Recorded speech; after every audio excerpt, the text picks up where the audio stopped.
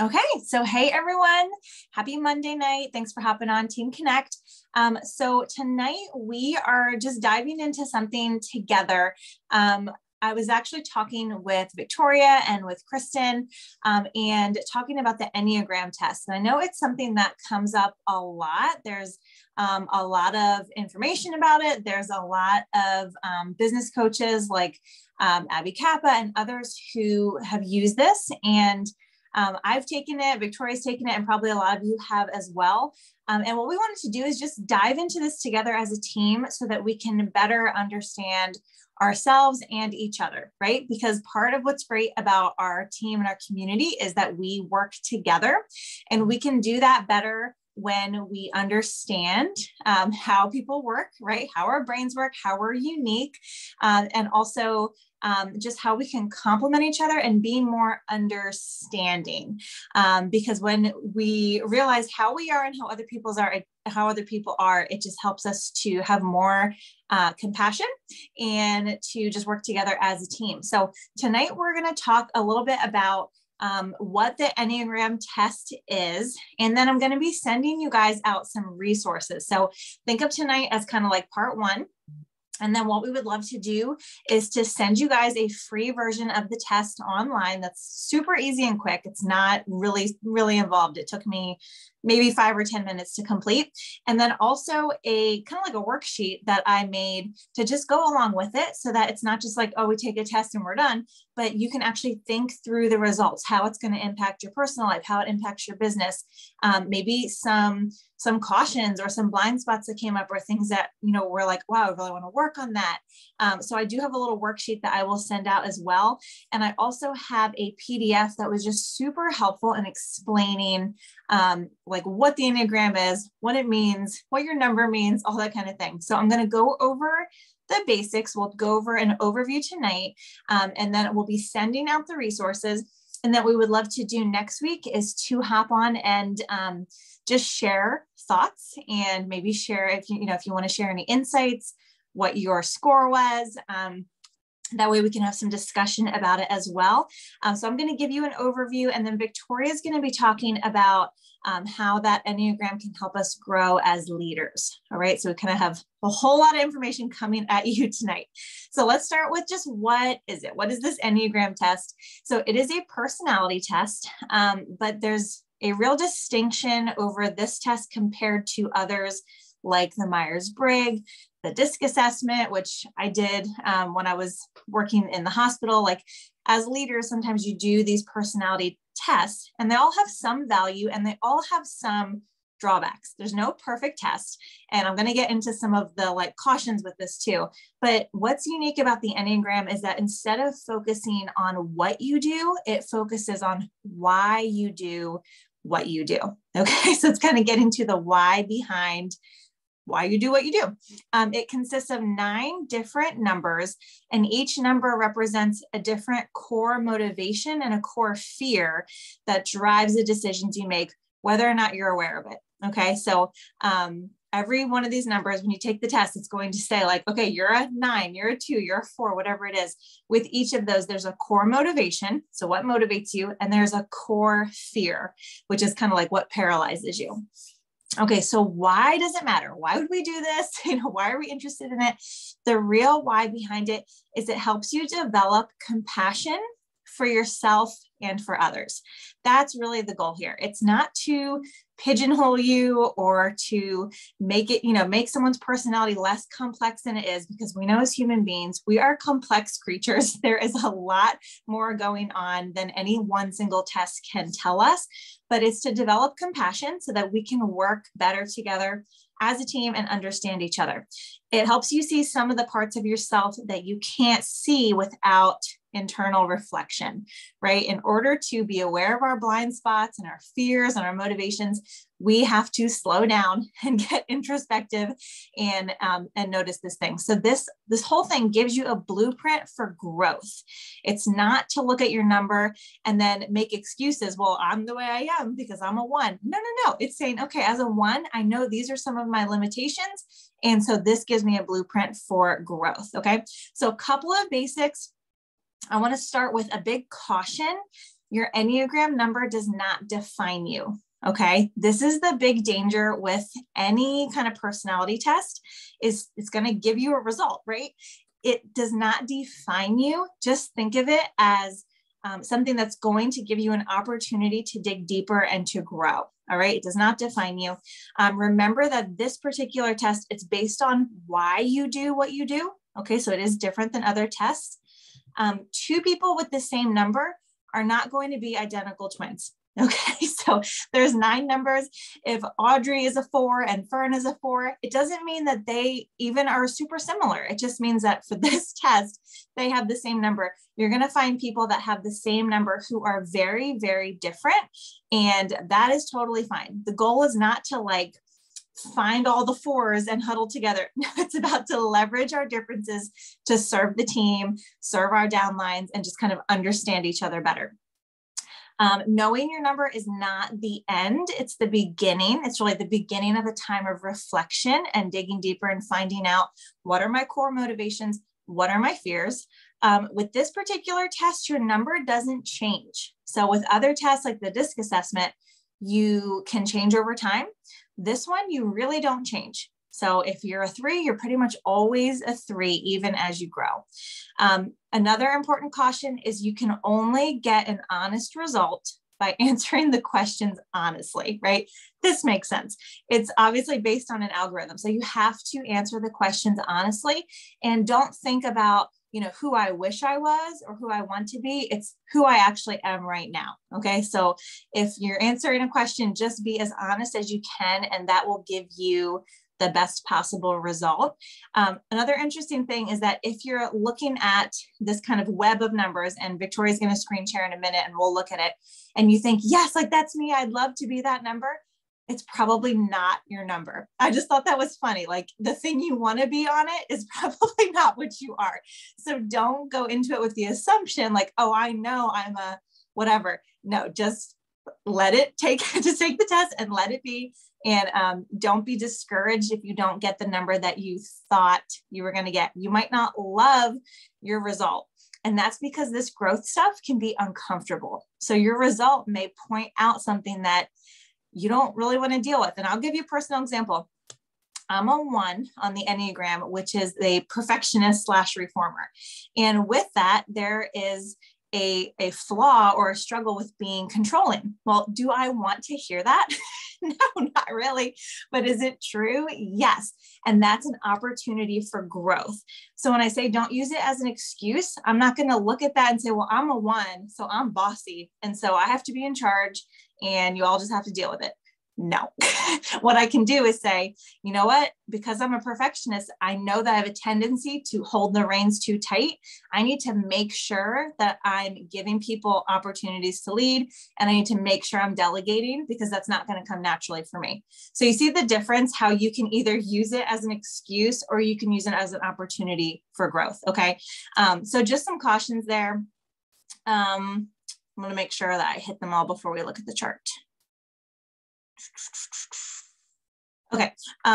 So when you look at the things that your number needs to do in order to grow, if you find that you're very averse to those things, so again, the example with control, then it's very likely that you scored correctly, like that you actually got the correct one. So if I'm looking at the 1s are perfectionists and they struggle with control, and that's like, oh, I don't like that, that's probably my number. Okay. So again, you're going to have to take the test and look at your score with a very open mind, and just be aware of, if it's pointing out flaws, that's just part of the growth process. It's not an insult. Every single one of the numbers on the Enneagram has a growth opportunity and a potential setback.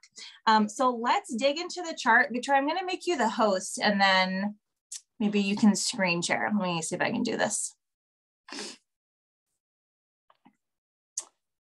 Make host.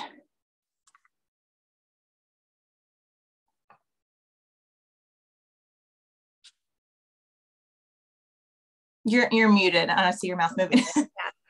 I was gonna say, there are so many different graphics. I mean, you guys can Google, but like, can you see my thing? Yeah, no, that's okay. Perfect. Can you zoom in? Yeah, don't judge all my tabs, but here you go. Okay. So Britt, do So you want to speak to this? yeah. Okay, so if you guys look at this, when I first looked at this chart, I'm like, oh, that looks like a pentagram. I'm freaked out. It has nothing to do with a pentagram. It is 9 points. Fern, we're going to send you out the test. So you're going to do this after the call. But you can see on the 9 points that there are distinct descriptions. So like a number 1 is a perfectionist. Number 2 is the helper. Number 3 is the performer. So you're going to get a score of one of these numbers. And basically these are 9 unique personalities that are interconnected. Okay, so they're all interconnected and we slide around based on stress or growth. Okay, now in the middle there, you can see anger, fear, image.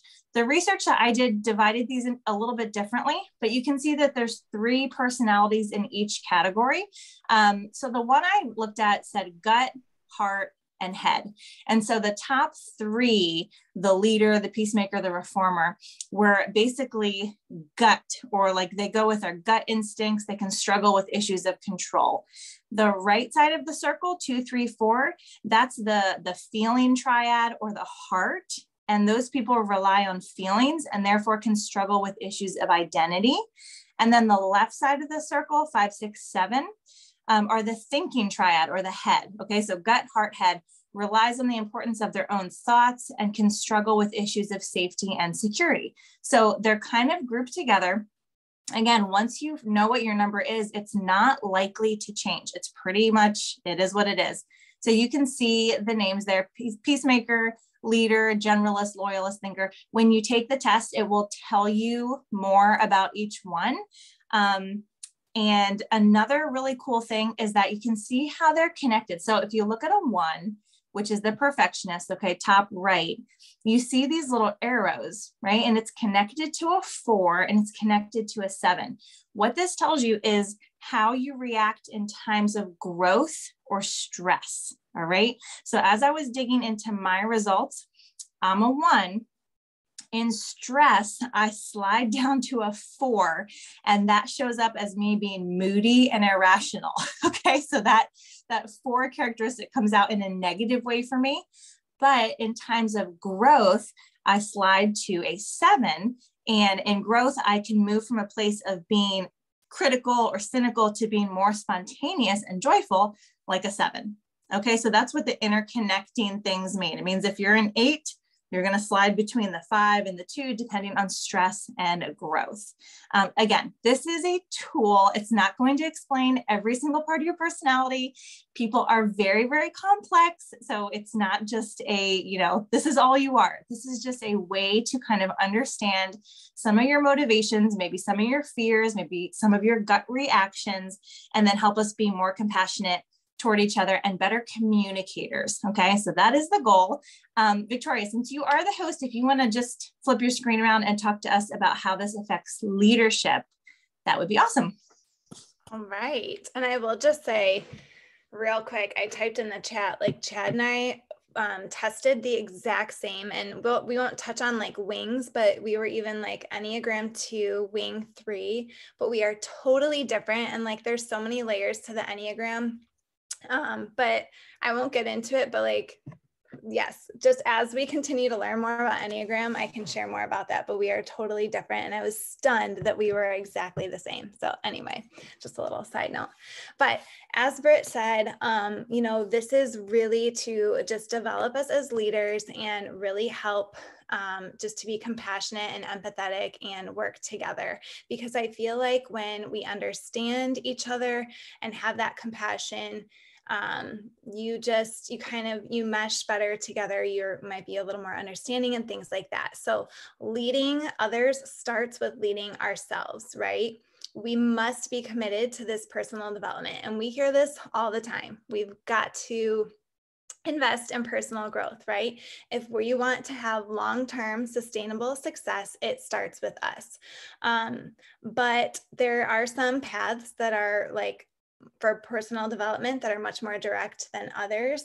And so this is just like Brittany said, a tool for us, another tool for our toolbox to help us grow ourselves and really understand ourselves. As I've been diving into this more, it's fascinating how just, I don't know. Yeah, it's absolutely fascinating how I realized, like, even what you were saying, Britt, with I'm a 2. And so, um, the stress, how I respond when I'm stressed and how I respond when I'm relaxed. It's just, I was like, yep, that's exactly how I am. And it's just really cool. So anyway, everyone's personality is different, right? And we think about all the amazing leaders out there in history.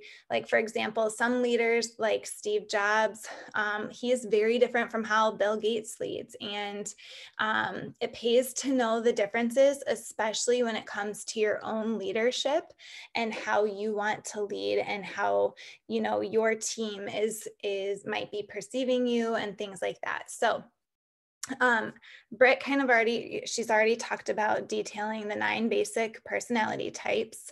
And so it not only reveals, like she said, our personality type, but also shows the pitfalls and how we can navigate around that, because we're human, we're not perfect, right? We do have pitfalls. There are going to be times where when we are stressed, maybe the moodiness comes out or things like that. And so we just want to be able to know ourselves to help us navigate. Navigate in that leadership. So the Enneagram is really, it's kind of like a map to be the best version of yourself and be able to better serve your team. So there are at least 5 conditions every leader must meet to be truly effective. So we must be self-aware, right? There's no way we can effectively lead others without knowing what's going on inside ourselves. So self-awareness is the first step towards better decisions, strategies, better relationships.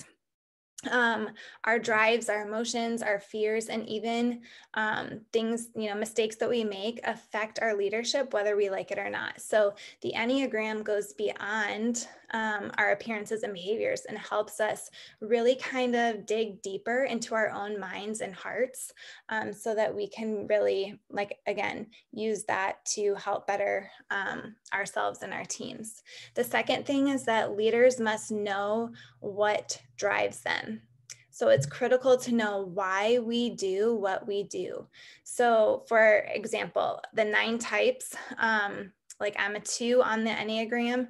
So I have to know, that's the helper, right? I have to know what drives me. And part of, I'm not going to get into it, but there's something called variance within the Enneagram as well.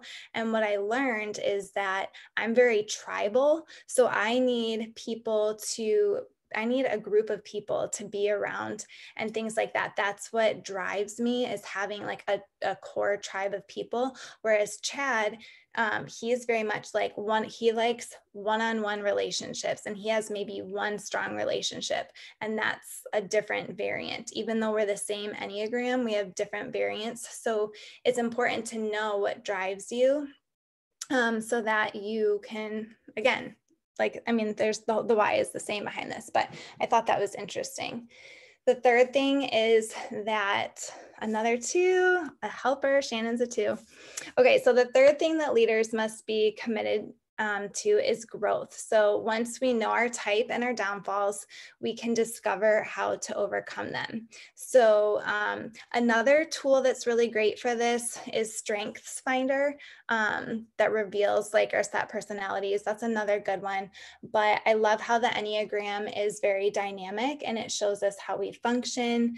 And it also tells us, when we feel secure and when we're stressed, and that feeling healthy and unhealthy in our emotional state, how we respond to different things, and gives us kind of a path for improvement. Like, okay, I know when I'm stressed, I'm going to be here. And so it kind of gives us those tools to, as we dig deeper and learn about the Enneagram, how we can make that improvement. There is also a book that I would love to read, but I cannot commit to it right now, but eventually, called The Road Back to You. So put in the comments. I'm not sure if anybody's read that or heard of it, but that is also a great resource that maybe in the future we can kind of come together and do a book study on. The fourth thing is that leaders must see the best in their teammates. Okay. So we tend to think that most people are like us, right? If you're, oh, they, I'm just thinking of love languages, for example, like maybe, oh, I love giving gifts. So they probably love receiving gifts. And maybe not everybody is like that. And so we've got to see the best in our teammates and also know that, like Britt said, we are all different. We are all very complex individuals. And so that's what the Enneagram does. It helps reveal just how different and amazing we all are. And that can be a huge advantage for us leaders to really understand and, again, have that compassion for the people on our team. So when we see what makes that different personality tick, then we can develop that empathy for them. We can get a sense of what drives them, things that concern them, things that help them, things that hurt them. And that means that we can set them up and our organizations for success by working with them and not against them. Okay, and then the last thing is that leaders must be committed to their teammates' growth. Okay, just like they're committed to their own growth, just like we're committed to our own growth, we've got to be committed to our team's growth. And effective leaders are dedicated to helping their teams grow. So the Enneagram plays into part here because it dials into that growth path that's unique to each person.